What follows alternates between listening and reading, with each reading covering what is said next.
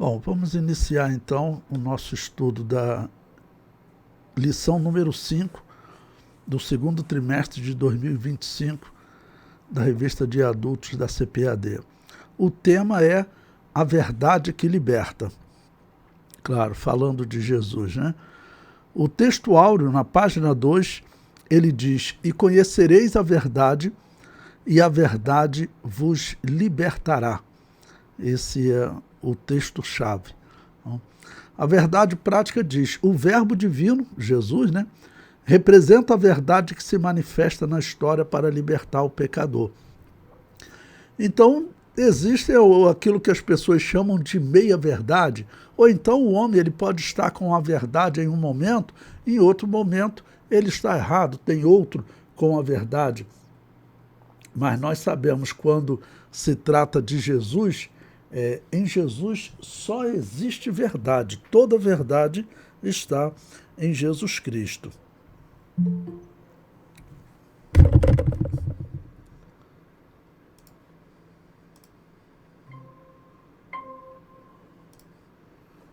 Pois bem, prosseguindo.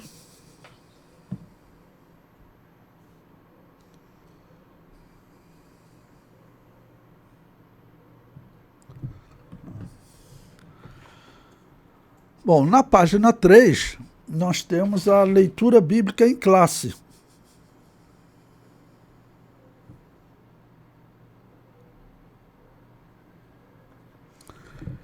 Ela está em João capítulo 7, versículos 16 até o versículo 18,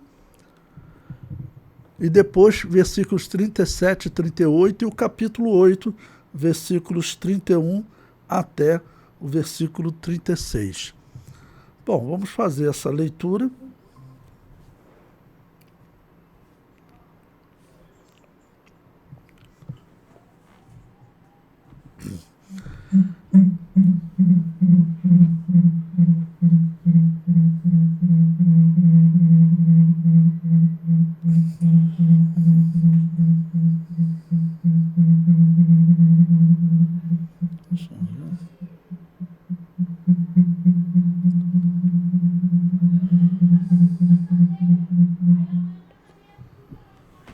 Jesus.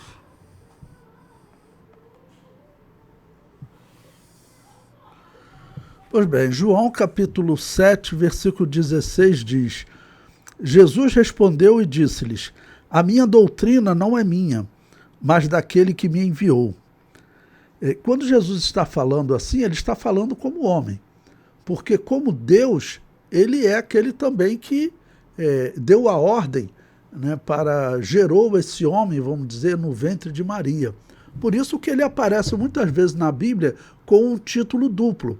Por exemplo, ele é o cordeiro, ele é o leão. Ele é o sacerdote e ele é o sacrifício. Então ele é também aquele Deus que enviou, tá bom? Que gerou uma criança no ventre de Maria, e ele é também esse Deus. Tá bom? Então ele é Deus e ele é homem. Isso é um grande mistério para nós, mas é assim que a Bíblia descreve. Versículo 17. Se alguém quiser fazer a vontade dele, do Pai, pela mesma doutrina, conhecerá se ela é de Deus ou se eu falo de mim mesmo. Bom, falar de doutrina, vamos sempre lembrar, no Novo Testamento havia um mau exemplo generalizado de interpretação da doutrina, tanto dos sacerdotes quanto dos rabinos. O grande representante dos sacerdotes era um saduceu, que não acreditava na integridade das Escrituras. Era o que chamamos hoje de um liberal teológico, acredita só em parte da Bíblia, que para eles era o Antigo Testamento. E o outro, que era os rabinos, o grande rabino daquela época, Gamaliel, ele interpretou errado sobre a vinda do Messias. Era para ele ter afirmado que o Messias estava na hora dele vir, segundo a profecia. Então o erro foi generalizado. Versículo 18. Quem fala de si mesmo busca a sua própria glória, mas o que busca a glória daquele que o enviou, esse é verdadeiro e não há nele injustiça. E no último dia, o grande dia da festa, Bom, Jesus estava na festa dos tabernáculos. Eu vou explicar mais abaixo o que é essa festa. Jesus pôs-se em pé e clamou, dizendo: se alguém tem sede, que venha a mim e beba. Quem crê em mim, como diz a Escritura, rios de água viva correrão do seu ventre. É uma promessa de que todos nós que realmente entregamos a nossa vida a Jesus, as nossas palavras passam a ser vida, né? Então, simbolizado aí na água viva. Capítulo 8, versículo 31. Jesus dizia, pois, aos judeus que criam nele: se vós permanecerdes na minha palavra, sereis meus discípulos, e conhecereis a verdade, e a verdade vos libertará. Bom, quando você lê o contexto, você vê que tinham judeus que estavam crendo e outros diziam: não, ele é um farsante, o que ele está falando não é verdade. Então Jesus se dirige àqueles que criam nele. E mesmo esses, eles vão questionar o fato de Jesus dizer que eles são escravos. Olha, versículo 33. E responderam-lhe: somos descendências de Abraão e nunca servimos a ninguém. Como dizeis tu, sereis livres? Uma grande tolice, né, eles falarem isso. Nos dias do Novo Testamento, eles serviam aos romanos. Isso é fato. E antes dos romanos, eles serviam aos gregos. E antes dos gregos, os persas. E antes dos persas, os babilônios. Então eram aí pelo menos 600 anos de escravidão, de domínio, ter que pagar tributo. Pense, é mais tempo do que a existência do Brasil. Bom, Jesus Cristo respondeu. Respondeu-lhe Jesus, versículo 34. Em verdade vos digo que todo aquele que comete pecado é servo do pecado. Ora, o servo não fica para sempre em casa, o filho fica para sempre. Se, pois, o filho vos libertar, verdadeiramente sereis livres. Então, é característico da pessoa que está presa pelo mal, pelo pecado, né? Ela não consegue ver a prisão dela. Ela não consegue ver a escravidão dela. Para ela é livre. Mas Jesus Cristo está dizendo, olha, todo aquele que peca é escravo do pecado. E todos os homens pecam, então todos os homens são escravos do pecado. Como deixar de ser escravo? Só existe um caminho, só existe uma verdade, que é Jesus Cristo. É o tema da nossa lição hoje. A introdução diz: o Senhor Jesus simboliza a verdade que é apresentada no Evangelho de João. Neste estudo iremos explorar a manifestação do Senhor como a verdade em Jerusalém. A resistência dos escribas e fariseus a essa verdade e, por fim, o poder da verdade que oferece liberdade ao pecador. Compreender Jesus como a verdade encarnada de Deus está ligada à verdadeira vida e liberdade em Cristo. Bom, vamos sempre lembrar um ponto fundamental. O cristianismo, ele prega que não existe outro caminho, não existe outra verdade. Todos os outros, Jesus Cristo falou abertamente, são todos lobos, todos falsos profetas. O único que realmente traz salvação à humanidade é Jesus. E o que não falta no mundo é falso profeta, né? Está surgindo aí a todo momento. Capítulo 1. Jesus, a verdade em Jerusalém, da Galileia para Jerusalém. No capítulo 7 do Evangelho de João, revela que Jesus estava na Galileia e não se dirigia a Jerusalém, pois os judeus planejavam matá-lo, né? E observe que, nesse momento, nós estamos ainda no início do ministério de Jesus. Ele participou de uma Páscoa, ok? Podemos dizer que estamos na metade do ministério de Jesus, talvez um ano, um pouco mais. Mas os judeus já estavam decididos a matá-lo. Prosseguindo, na página 5.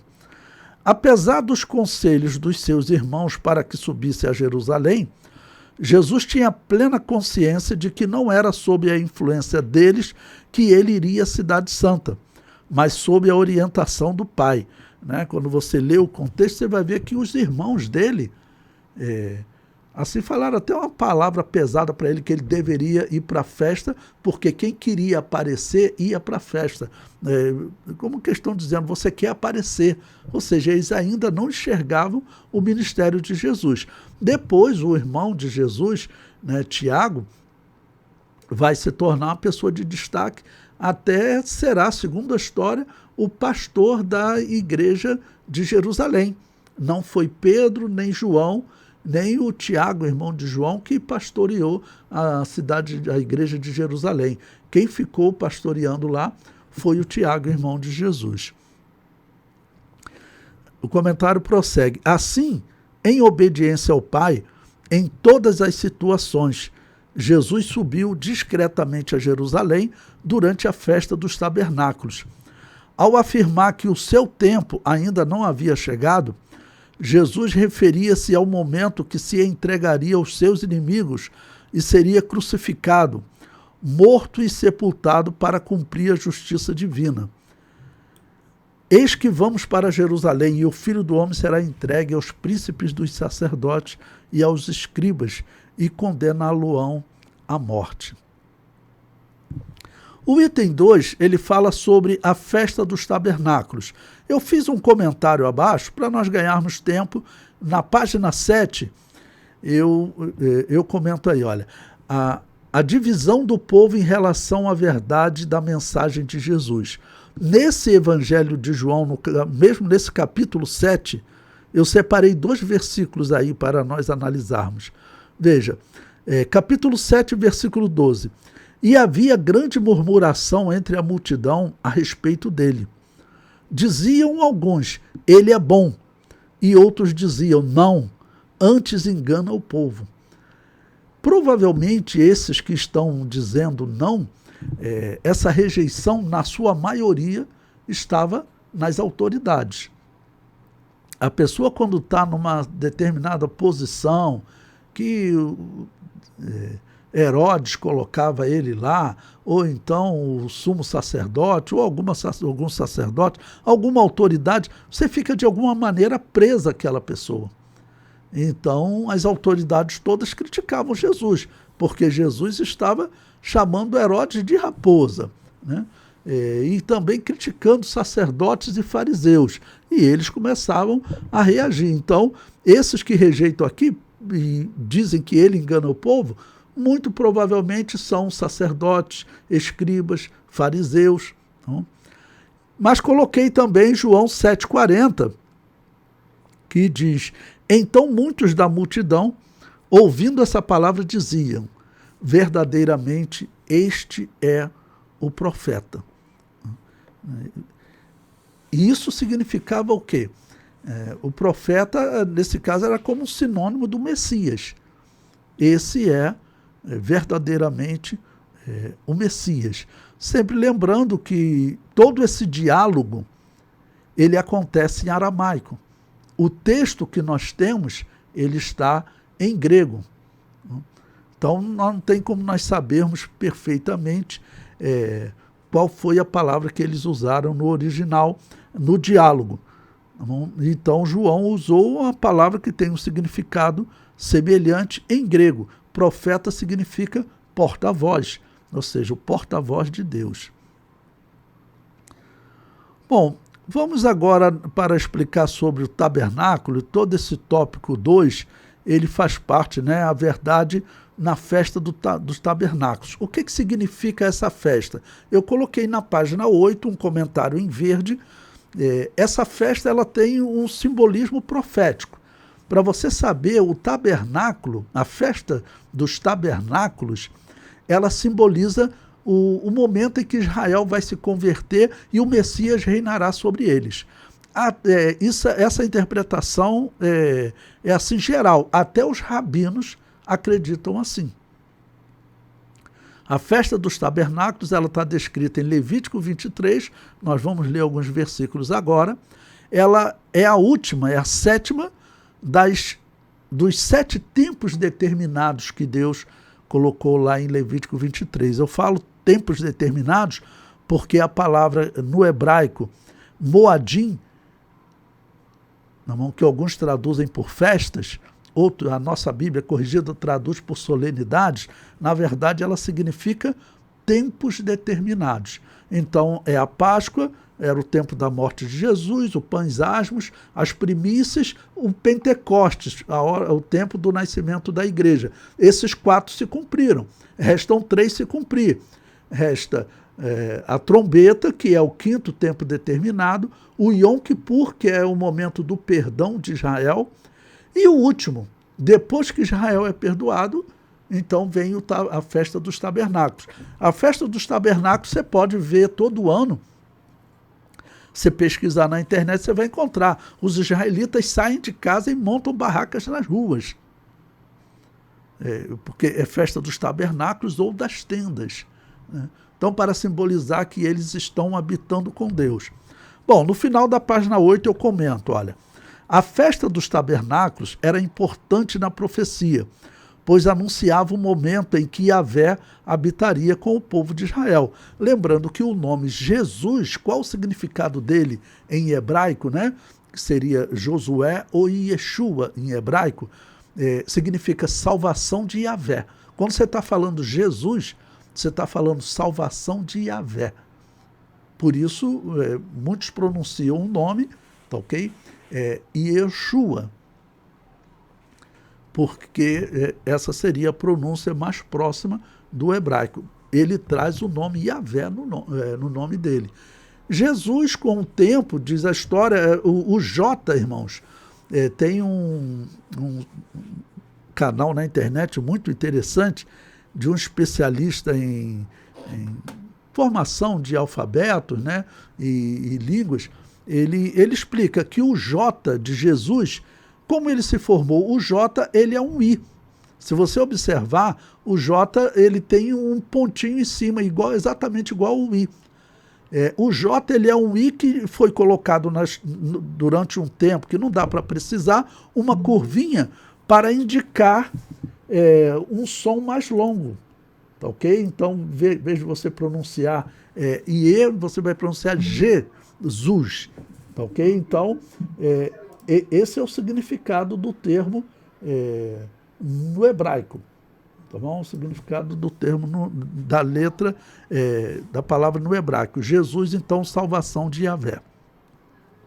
O comentário prossegue, final da página 8. Esta festa ocorria no 15º dia do 7º mês e era antecedida pelo toque da trombeta, que ocorria no 1º dia do 7º mês, e o Yom Kippur, que é o dia do perdão, que ocorria no 10º dia do 7º mês. Então, os 4 primeiros tempos determinados ocorriam no primeiro, começava a Páscoa no 1º mês, né? Esse segundo grupo de tempos determinados já vai no 7º mês, 1º dia do 7º mês, toca a trombeta. Qual a finalidade dela? Olha, faltam 10 dias para o dia do perdão. No dia 10º acontece o perdão. E no dia 15, então, todos os israelitas devem estar habitando em tendas, simbolizando que eles estão habitando com Yahvé. O comentário prossegue. A festa dos tabernáculos durava 8 dias. Veja, Levítico 23, 36. 7 dias oferecereis ofertas queimadas a Yahvé. Ao 8º dia tereis santa convocação e oferecereis ofertas queimadas ao Senhor. Dia solene é, e nenhuma obra servil fareis. Ou seja, era um sabá, como eles chamam. Na nossa linguagem é um feriado. Os israelitas, eles tinham, podemos dizer, 2 tipos de sabá. O sabá semanal, o 7º dia da semana, e o sabá religioso. Não? O tabernáculo, dia do tabernáculo, era um sabá para eles. Não? Esse 8º dia podia cair na segunda, na terça, na quarta, na quinta, eles não faziam nada. Eles tinham que montar tendas e habitar com Yahvé. O comentário prossegue. Nesta festa, os rabinos faziam leitura do Salmo 118, que prefigura o milênio. Bom, você pode ler todo o Salmo 118. Eu separei aqui 2 versículos para a nossa leitura. mas coloquei o texto completo. Eles normalmente leem o Salmo 118, do versículo 20 ao versículo 26. Eu separei os versículos 25 e 26. Tá bom? Então, nesse dia, quando Jesus chega no tabernáculo, lá em Israel, na festa dos tabernáculos, no tempo determinado dos tabernáculos, qual era o texto de meditação que os israelitas, né, principalmente os rabinos, estavam fazendo? Esses dois versículos se destacam. Eles dizem, estamos na página 9. Ó, salva, Hosana, Yahvé, nós te pedimos. Ó Yahvé, nós te pedimos, prospera. Bendito aquele que vem em nome de Yahvé. Nós vos bendizemos desde a casa de Yahvé. Vocês se lembram que Jesus, num determinado momento, faltando aí uma semana para ele ser morto, ele entrou em Jerusalém e o povo saudando ele no caminho, tá bom? Com palmas, porque se você ler lá em Levítico 23, era assim que eles deveriam, nesse dia, saudar Yahvé, e eles sabiam, né? Aqui para nós temos que procurar um dicionário, mas eles sabiam que Jesus é Josué, e Josué significa salvação de Yahvé. Esse é o significado do nome. Então, aqueles que creram, eles receberam Jesus dizendo, bendito aquele que vem em nome de Yahvé, bendito aquele que vem em nome do Senhor, na nossa tradução. Mas, como eu sempre digo para vocês, o povo falava grego? Não. Então, apesar de nós termos o texto em grego, mas certamente eles falaram em hebraico, bendito aquele que vem em nome de Yahvé. Se fosse em grego, provavelmente estaria bendito aquele que vem em nome de Deus, em nome de Theos, tá bom? Ou em nome do Senhor, Kyrios. Tá, mas eles falando em aramaico, que é muito próximo do hebraico, certamente eles usavam o termo Yahvé, que é o nome de Deus. Sempre eu falo para vocês e vou repetir, os judeus na história cometeram o erro de parar de usar o nome Yahvé, com a desculpa de que esse nome é muito santo e para não correr risco de usar esse nome em vão, não vamos nem usar mais. Isso está errado. Eu já vi pessoas elogiando, mas isso está errado. É como se você chegar para o cristão e dizer, olha, o nome de Jesus é santo, você não pode usar ele em vão, então nem use o nome Jesus. Isso está errado. O nome de Jesus, ele traz autoridade para o cristão, autoridade sobre as enfermidades, tá bom? Autoridade sobre os demônios. E lembrando, o nome Jesus, ele também tem Yahvé no nome, salvação de Yahvé. Então, o certo seria o israelita honrar o nome de Deus, Yahvé, porque Deus se apresentou com esse nome. Lembre-se, a tradução de Êxodo, quando Deus se apresentou a Moisés, o que está lá? Eu sou. Essa é a tradução mais próxima do nome Yahvé, a tradução mais aceita. Por quê? Significa aquele que opera no presente. Isso é uma mensagem para você pregar 10.000 sermões, porque ele está dizendo, olha, eu sou o Deus do presente, eu sou, não é do passado. Os egípcios contavam as lendas do que os seus deuses tinham feito no passado. O que eles faziam no presente? Nada. Então eu vou mostrar, Moisés, para você e para esse povo, que eu sou o Deus do presente. O significado é esse, aquele que age no presente. Bom, na página 10, tem um dos textos mais lindos da Bíblia, já que nós estamos estudando o Evangelho de João. Ele vai agora para a história da mulher adúltera. Então, João capítulo 8, que é uma história que é questionada por alguns, principalmente aqueles que acreditam em pergaminho dos gnósticos. Vocês sabem que os pergaminhos mais antigos que existem são os pergaminhos dos gnósticos, né? Contendo que eles estudavam o Evangelho de João também, se diziam cristãos, só que os gnósticos nós sabíamos que eles tiravam texto, se eles não gostavam de um texto, eles tiravam. Existe isso na história, que teve um gnóstico chamado Marcion, que ele fez isso no Evangelho de Lucas, tirou alguns textos. Então, alguns dizem que os pergaminhos mais antigos não têm essa história da mulher adúltera, mas isso não é verdade não, porque os pergaminhos mais antigos que eles dizem, eles citam 2 pergaminhos gnósticos que foram encontrados numa biblioteca gnóstica, Você vai utilizar esses pergaminhos? De jeito nenhum. Ok? Então, essa história é uma história que nós podemos dizer que eu considero ela a história número 1 para meditar em termos de perdão. Porque nessa história, o que você vê? Você vê homens acusando uma mulher, dizendo que ela foi pega no próprio ato do adultério, e Jesus Cristo questiona eles, dizendo: quem não tem pecado, ou quem não tem parte neste pecado, que atire a primeira pedra. Por quê? Eles tinham parte naquele pecado, porque eles deveriam ter trazido o homem, mas eles discriminavam as mulheres e trouxeram só a mulher. E claro, o Espírito Santo ali falou na consciência de cada um deles: você errou de acordo com a lei. E lembre-se, estou dizendo, conjecturando, o que o Espírito Santo falou na mente dele, né? E lembre-se, se você cumprir toda a lei e tropeçar em um ponto, você é condenado por toda ela, você é culpado. Então, eles eram culpados. Essa eu considero a história número 1 em termos de exemplo de misericórdia, de perdão. Por isso, na página 11, eu comento, essa história descreve, já que o tema, né, que você vai estar falando com seus alunos é a verdade, Jesus Cristo como a verdade, então digo, essa história descreve a verdade da misericórdia de Jesus Cristo. É perdão imediato, porque Jesus diz para a mulher, né, os teus acusadores não ficaram, não, ninguém, Senhor, pois eu também não te condeno. Vá em paz e não peques mais. Então, a misericórdia é imediata. Eu sempre digo que quando alguém peca, vamos dizer, e se arrepende, o perdão de Deus é imediato. O primeiro a esquecer é Deus. O segundo a esquecer, que é muito difícil, são as pessoas que testemunharam aquele erro. O homem é limitado, e fica olhando para o erro da pessoa, fica olhando para o erro da pessoa, fica olhando para o erro da pessoa. E o terceiro, que tem mais dificuldade para esquecer, é aquele próprio que pecou.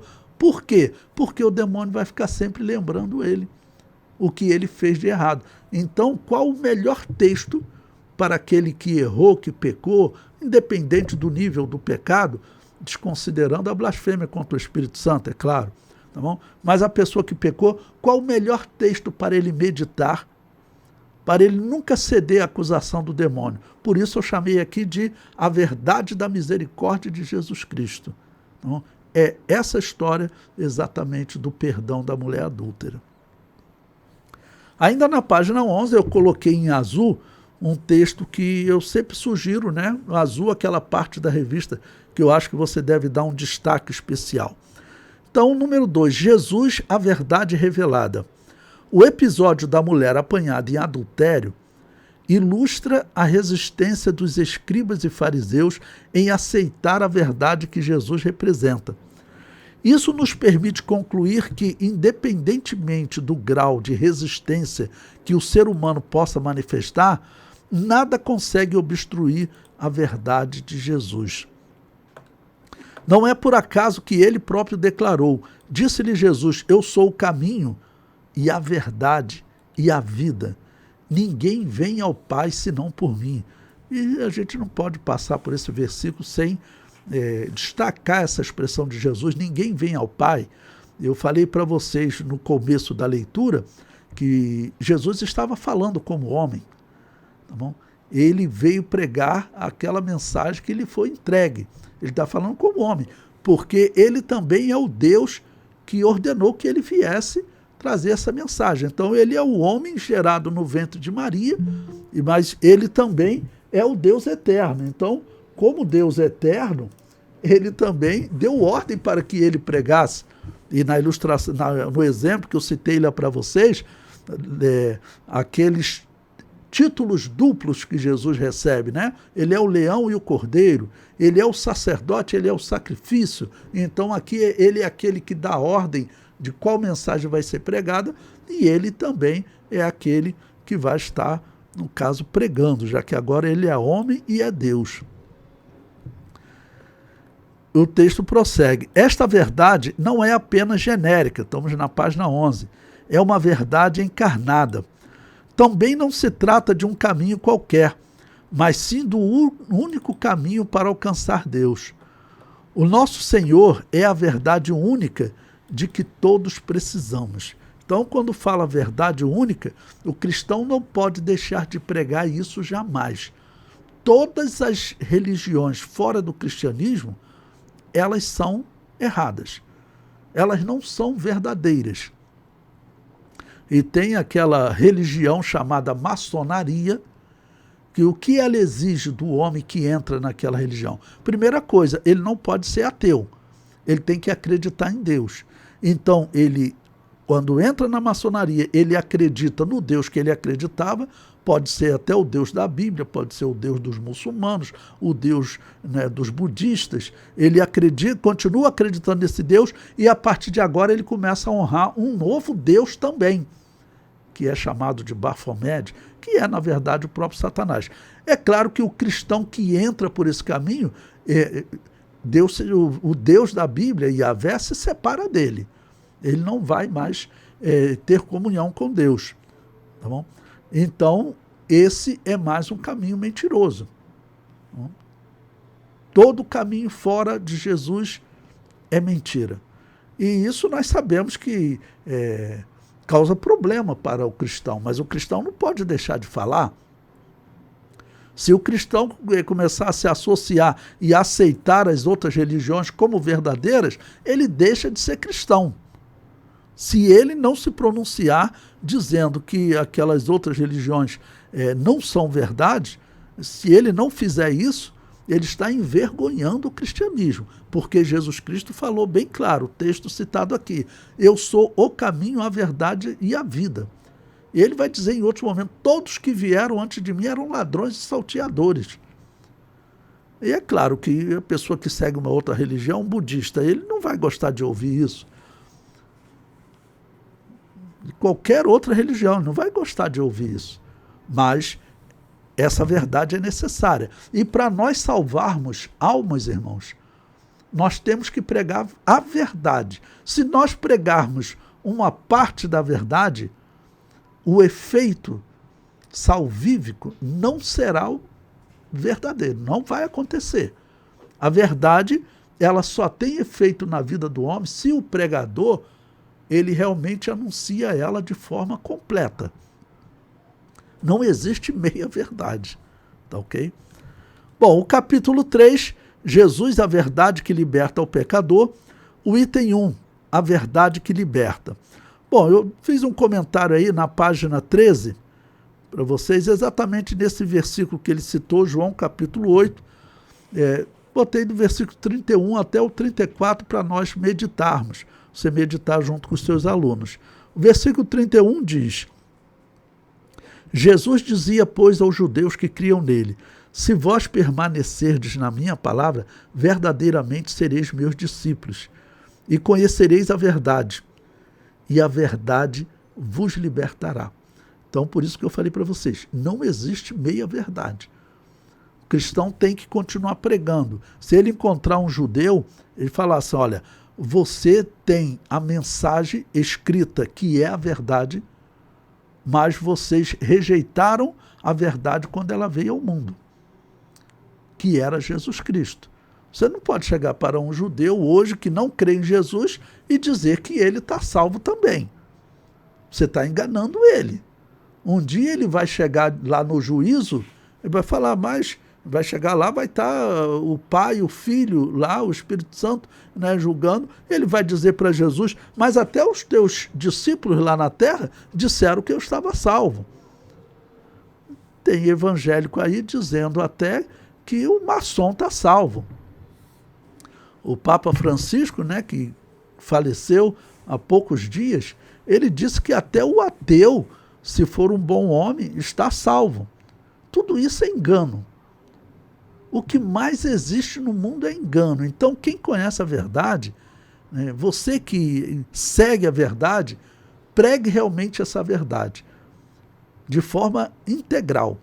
Não pode ser pregado de forma parcial. Senão, as tuas palavras não terão mais efeito. Não terão mais efeito. Versículo 33, responderam-lhe, somos descendentes de Abraão e nunca servimos a ninguém. Como tu dizes, sereis livres. Né? Esse é um ponto para você destacar para os seus alunos. Não. Infelizmente, o que é natural no ser humano? Quem está no erro, quem está no pecado, ele nunca consegue ver o seu estado. Essa é a verdade. Eles eram escravos dos romanos. Os romanos maltratavam os judeus de todas as maneiras. Tem diversos exemplos na história que eles provocavam rebelião, provocavam os judeus para eles se rebelarem, só para eles matarem mais alguns judeus. A destruição de Jerusalém, a história diz que eles provocavam os judeus para os judeus se rebelarem. Teve até um governador, não me lembro o nome dele agora, um governador romano que substituiu Pilatos, né, na sequência, que ele sempre provocando os judeus. Aí uma vez foi uma comitiva dos judeus lá, fariseus, sacerdotes, pessoas do povo, pedindo, poxa, nós queremos ter paz contigo, por que você nos persegue tanto? Aí ele falou assim, bom, vocês querem ter paz comigo? Então eu vou fazer um teste com vocês. Está chegando uma comitiva aí, vocês nesse dia vocês vão para o caminho, vão saudá-los, vão aplaudi-los, tá bom? Vão recebê-los com alegria. Aí eles falaram entre eles, os judeus, né? Tá bom, vamos fazer isso para agradar ele, para ver se acaba essa perseguição, porque o resultado, cada rebelião, eram muitos judeus sendo crucificados. O resultado dessa revolta, né, no ano 70, diz a história que eram 500 judeus crucificados por dia. Faltou madeira para eles crucificarem tantas pessoas. Bom, qual foi o resultado? Esse governador fez esse trato, o povo foi receber, mas ele já tinha dado ordem para a cavalaria, quando chegar, jogar o cavalo em cima do povo, e se eles reagissem, meter a espada, matar mesmo. Então, por aí você vê, eles não eram livres, né? É característica, infelizmente, do homem que não tem Jesus, que não tem Deus, que não segue essa verdade. Ele não consegue ver a verdade da sua situação de escravidão. Por isso eles dizem que eram livres. Versículo 34, respondeu-lhe Jesus, em verdade vos digo que todo aquele que comete pecado é servo do pecado. Ou seja, todo homem é servo do pecado. Todo homem é servo do pecado, porque todos pecaram. O item 2, ainda na página 13, o que é a verdade? No Evangelho de João fica evidente que a verdade referida não se relaciona com a verdade filosófica, ou seja, com os conceitos de verdade debatidos nas obras de filosofia. A verdade mencionada em João é aquela que liberta o ser humano do domínio do pecado, manifestada e revelada na figura de Jesus Cristo crucificado. Porque essa era a verdade da profecia, né? E essa verdade da morte dele é a salvação do homem. Por quê? É a substituição. Toda profecia do Antigo Testamento, o livro que você procurar, você vai encontrar alguma mensagem ligada à morte de Jesus. Se você vai no livro de Gênesis, quando Adão e Eva pecam e Deus ele sacrifica um animal e com a pele desse animal ele faz vestes para Adão e Eva, inclusive algumas traduções diz peles no plural, como se mais de um animal tivesse sido sacrificado, mas na verdade é no singular, pele. Então foi um animal sacrificado. Aquele animal simbolizava o quê? Aquele animal simbolizava Jesus. E você pode percorrer todo o Antigo Testamento, toda a mensagem era voltada para essa verdade. Pois bem, eu coloquei uma conclusão sobre o que é a verdade, né, nesse tópico que ele fez essa pergunta. Então vamos na página 14, a nossa conclusão, que diz assim: a verdadeira liberdade só pode ser encontrada em Cristo. Portanto, aqueles que conhecem a Cristo e se mantêm na sua verdade não estão mais aprisionados pelo domínio do pecado ou de Satanás. A verdade de Cristo proporciona uma autêntica liberdade dentro de nós. Por isso é urgente que o mundo venha a conhecer a Cristo. Não existe solução para o mundo sem levar em conta a mensagem e a obra do Senhor Jesus. Na página 15, vocês sabem que, vamos lembrar até aquela palavra de Pilatos, quando ele vai perguntar a Jesus o que é a verdade. Então eu separei essa parte para como você usar na conclusão da sua aula. Então, nos dias de Jesus, essa pergunta de Pilatos, ela surgiu por quê? Porque cerca de 300 anos antes, eu coloquei aí o filósofo grego Pirro de Elis, que viveu entre 360 e 270 a.C., ele fundou uma escola de filosofia, que o nome da escola de filosofia, para você entender, era chamado os céticos. Se você for procurar o significado etimológico de cético, você vai ver que significa pesquisador. Esse é o significado de cético, tá bom? Significa pesquisador, tá bom? Mas o que ocorre? Na história, esse Pirro de Elis, ele fundou essa escola de filosofia e chamou de os céticos, os pesquisadores. Só que a principal filosofia, a principal ideia dele era ligado à mensagem de que não existe verdade, ou não existe verdade absoluta. Ele estava dizendo que o homem jamais alcançará o conhecimento final em todas as coisas. O significado mesmo do pensamento filosófico dele, eu considero até correto. Até hoje, o homem, a cada dia, ele está descobrindo coisas. Agora, recentemente, descobriu que o que ele falava sobre o universo, sobre as galáxias, tempo de existência da galáxia, está tudo errado. Foi o que o telescópio James Webb mostrou. Então, a cada dia, o homem está descobrindo que ele, na verdade, nada sabe. Tá ok? Porém, a filosofia de Pirro de Elis foi usada de uma maneira diferente. Ela foi usada só para desacreditar a verdade. E isso é um problema. Isso é um problema. Bom, então eu comento aí. O filósofo grego Pirro de Elis, que viveu de 360 a 270, é considerado o pai do ceticismo, pois defendia que a verdade absoluta é inatingível. Bom, quando o homem busca uma verdade por si mesmo, pode até dizer que é inatingível, ok?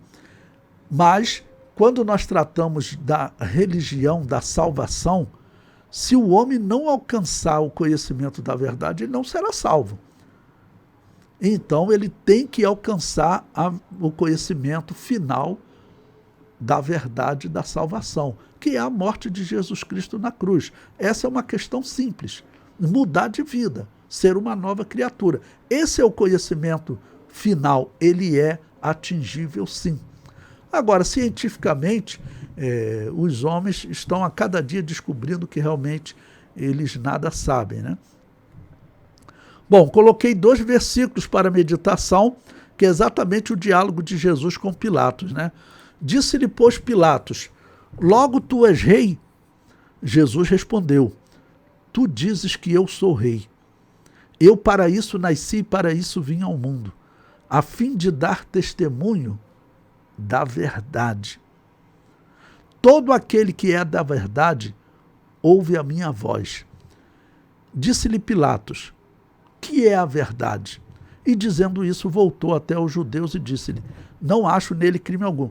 Mas é importante, praticamente poderia parar quando ele pergunta: que é a verdade? Só que é importante que ele pergunta e ele vira as costas. Jesus poderia responder para ele qual era a verdade. Todo cristão hoje pode responder para ele qual é a verdade. Não? Mas ele faz essa pergunta e vira as costas. Muito provavelmente, Pilatos tirou esse questionamento de Pirro de Elis, porque é um filósofo muito conhecido na história. Um filósofo muito conhecido, exatamente por esse conceito de que o homem jamais alcançará o conhecimento absoluto da verdade, que o conhecimento, a verdade absoluta é inatingível. Não?